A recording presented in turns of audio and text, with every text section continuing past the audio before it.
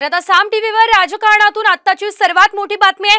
हिंगोलीमधले ठाकरे गटाचे खासदार नागेश आष्टीकर आणि शिंदे गटाचे आमदार संतोष बांगर यांच्यामध्ये बैठक झाली आहे। या बैठकीत पालकमंत्री अब्दुल सत्तार हे सुद्धा उपस्थित राहिले आहेत। राज्याचे कॅबिनेट मंत्री आणि हिंगोलीचे पालकमंत्री अब्दुल सत्तार यांच्यासह हिंगोली लोकसभेचे ठाकरे गटाचे खासदार नागेश पाटील आष्टीकर आणि शिंदे गटाचे आमदार संतोष बांगर यांच्यात महत्त्वाची बैठक झाली।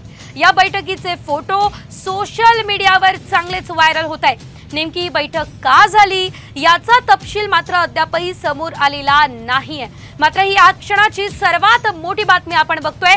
शिंदे आणि ठाकरेंच्या नेत्यांमध्ये बैठक झाली असल्याचं वृत्त प्राप्त होते। मात्र इतकंच नाही तर या बैठकी दरम्यानची ही जी दृश्य आहेत ती देखील आपण पाहू शकतोय।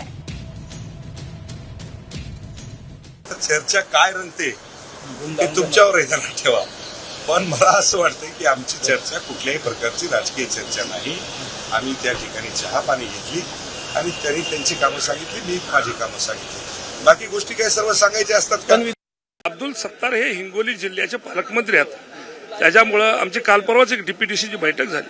त्यामध्ये जे काही निर्णय झाले होते किंवा त्याच्यावर अंमलबजावणी केली काय नाही केली, कुठपर्यंत आली या संदर्भातली आमची चर्चेसाठी मी त्याच्यासोबत बसलो होतो।